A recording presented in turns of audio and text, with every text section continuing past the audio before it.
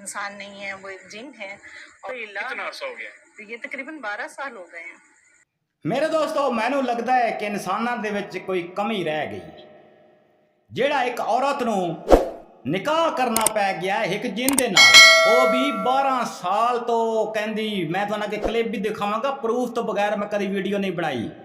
12 ਸਾਲ ਤੋਂ ਉਹ ਪਿਆਦੀ ਮੇਰਾ ਨਿਕਾਹ ਹੋਇਆ ਹੈ। ਔਰ ਵੱਡੀ ਇੱਕ ਹੋਰ ਹੈਰਾਨਗੀ ਦੀ ਗੱਲ ਸੁਣੋ ਮੇਰੇ ਦੋਸਤੋ, ਉਹ ਆਦੀ ਜੀ ਉਹਦੇ ਬੱਚੇ ਦੀ ਮੈਂ ਮਾਂ ਵੀ ਬਣਨ ਵਾਲੀ ਹਾਂ।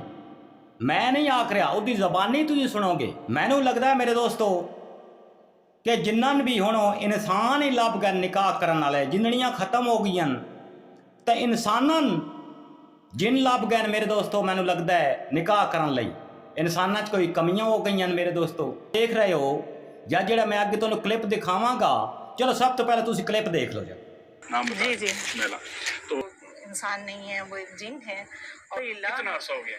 ये तकरीबन 12 साल हो गए हैं। 12 साल आपकी शादी जिन से हुई है? जी बिल्कुल।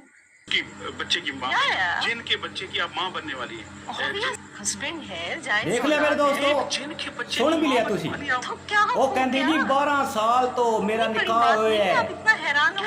और मेरा बेशक अल्ट्रासाउंड भी करा लो, जी बिल्कुल। मैं ਉਹਦੇ ਬੱਚੇ ਦੀ ਮਾਂ ਬਣਨ ਵਾਲੀ ਹਾਂ। हैरानगी है कि नहीं मेरे दोस्तों? मैंने तुसी कमेंट चो जरूर दसना मेरे दोस्तों। लाइक सबसक्राइब भी जरूर कर लिया करो, प्यार मुहब्बत के नाल इस तरह दी वीडियो मैं लियांदा रहना। बड़ी मेहनत होंदी मेरे दोस्तों इस वीडियो ते बनाने ते यह छोटी जी वीडियो बनाइए। हैरानगी है कि नहीं?